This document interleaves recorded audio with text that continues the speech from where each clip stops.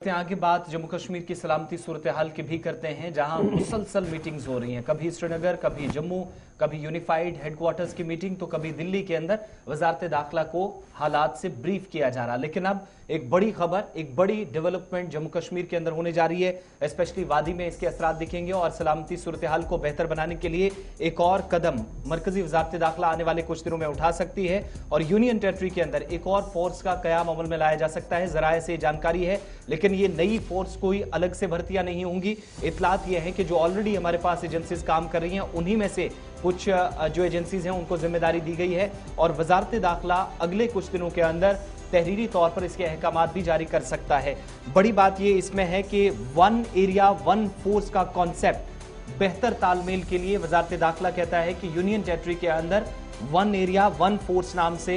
ये नई फोर्स जो है वो कायम की जाएगी और सीआरपीएफ को जम्मू कश्मीर पुलिस के बाद दूसरा बड़ा रोल, मेजर रोल जो है वो ऑपरेशंस के दौरान मिल सकता है।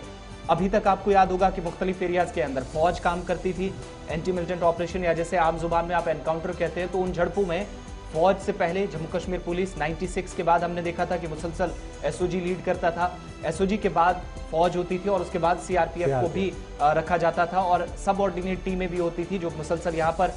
काम करती थी, यानी बैक एंड पे रहती थी उन फोर्सेस के साथ जो ऑपरेशन का हिस्सा होती थी। लेकिन ये फैसला अगर होता है, इसका मतलब ये हुआ कि जो दीगर एजेंसियां भी इस वक्त काम कर रही हैं, उन एरियाज के अंदर पर्टिकुलरली किसी एक एरिया में अगर एनकाउंटर हो रहा है तो फौज को किसी दूसरे एरिया से उस एरिया में, यानी नॉर्थ से साउथ को फौज की टुकड़ी को नहीं बुलाया जाएगा, बल्कि अगर पुलिस और सीआरपीएफ काम कर रही है तो उन्हीं को चीजें हैंडओवर की जाएंगी कि आप अपने हिसाब से सिचुएशन को संभालिए। फैसला यह भी हो सकता है आने वाले दिनों में और जराये से यह जानकारी मिल रही है कि वजारत दाखिला के अंदर बाकायदा इस पर प्रपोजल भी तैयार कर लिया गया है और यूनियन टेरिटरी इंतजामिया के सीनियर अफसरान, जिनमें इंटेलिजेंस इदारों के भी कुछ ऑफिसर्स हैं, वजारत दाखिला की जो जम्मू कश्मीर और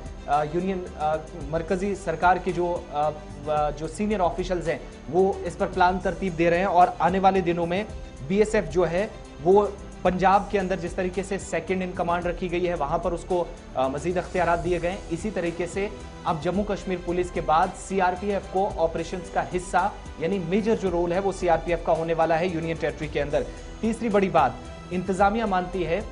या वजारत दाखिला का ये कॉन्सेप्ट है कि फौज के साथ जम्मू कश्मीर पुलिस और सीआरपीएफ जब काम करती है तो कई बार कोऑर्डिनेशन में भी कमियां पाई गई हैं, इसलिए बेहतर कोऑर्डिनेशन हो पंजाब की तर्ज पर। और जो नक्सल मुतासरा इलाके हैं, यानी जिन एरियाज में नक्सल सबसे ज्यादा हैं, उन एरियाज में जैसे ऑपरेशंस अंजाम दिए जाते हैं, किसी एक मकाम पर अगर आसाम राइफल्स हैं, उसके साथ कहीं जो लोकल पुलिस है वो काम करती है, तो उन दोनों को जिम्मेदारी दी जाती है, फौज को यहां बुलाया नहीं जाता। उसी तर्ज पर जम्मू कश्मीर के अंदर भी एक प्लान तरतीब दिया गया है कि सीआरपीएफ और आर्मी, अगर सीआरपीएफ और पुलिस अगर कहीं पर ऑपरेशन का हिस्सा है तो फौज को उससे दूर रखा जाए और ये जिम्मेदारी जो है फौज को इंटीरियर एरियाज में, जहां पर दीगर एरियाज में एक तो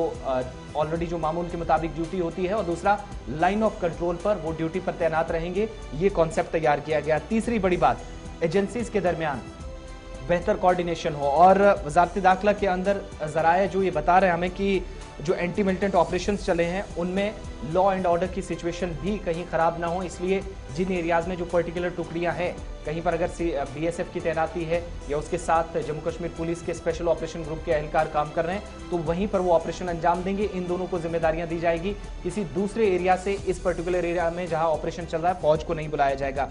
इसके अलावा यह भी कहा गया है कि नॉर्थ ईस्टर्न स्टेट जैसे छत्तीसगढ़, झारखंड के अंदर जहां पर नक्सलिज्म काफी ज्यादा है, ऑपरेशन इस तरीके से अंजाम दिए जाते हैं, फौज को थोड़ा साइड रखने की कोशिश होती है, उस तरीके से कश्मीर की सारी सूरत हाल को और काउंटर मिलिट्री मेजर्स के तहत इन इकदामात के लिए अमलावरी पर बाकायदा काम शुरू हो गया है और आने वाले दिनों में इस पर हुक्मनामा भी सरकार की तरफ से जारी किया जा सकता है। लेकिन वन एरिया वन फोर्स के नाम से इस नई पलटन को जिम्मेदारी दी जाएगी जो पुलिस और सीआरपीएफ के साथ ही काम करेगी। लेकिन पुलिस के बाद सीआरपीएफ को एक और बड़ा रोल मिलने वाला है और फौज इसमें थोड़ा सा साइडलाइन होगी, यानी बाकी ऑपरेशंस को वो देखेगी। और ये भी बताया जा रहा है कि जम्मू कश्मीर की तरफ से जो तहरीरी तौर पर सिक्योरिटी के इदारे जो हैं, उनके चीफ्स हैं या फिर इंटेलिजेंस अफसरान हैं, उनने वजारत दाखिला को तहरीरी तौर पर सारी जो डिटेल्स हैं वो पिछली मीटिंग में भी डिस्कस हुई हैं। अक्टूबर के महीने में आपको याद होगा 22-23 अक्टूबर को वज़ीर दाखिला अमित शाह जम्मू कश्मीर में थे, वहां पर भी उन्होंने मीटिंग ली। उसके बाद कुछ दिन पहले यूनिफाइड कमांड की मीटिंग हुई है, तो अभी जो इतलात मिल रही है कि वहां पर भी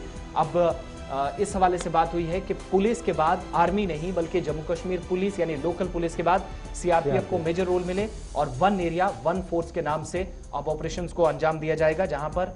फौज को हो सकता है कि जिम्मेदारी फैसला उस वक्त लिया जा रहा है जब वादी के हालात, खासकर अगर जम्मू कश्मीर में बात करेंगे तो वादी के हालात किस तरह के हैं, क्योंकि हालिया टारगेट किलिंग एक बार फिर जो है वादी के अंदर हुई है। उसके बाद ही दिल्ली के अंदर भी मीटिंग हुई है,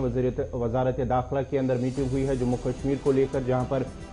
फौज, सीआरपीएफ, पुलिस और दीगर इंटेलिजेंस इदारों के अफसरान ने उस मीटिंग में शिरकत की। उससे कबल ही जम्मू के अंदर यूनिफाइड कमांड की एक मीटिंग हुई है जिसमें हालात का जायजा लिया गया और इस सिलसिले में बात की गई है। दिल्ली के अंदर जब ये फैसला लिया गया, ये बात की गई, तो उसके बाद ही ज़राए से हवाले से ये खबर आ रही है कि अब जो है नई जिम्मेदारी दी जाएगी पुलिस के बाद ही सीआरपीएफ को, जहां पर पहले ही आसिफ ने आपको बताया कि किस तरह के हालात पर काबू पाने के लिए अब फौज को या फोर्सेस को जो सीआरपीएफ है उन्हें नई जिम्मेदारी सौंपी जाएगी।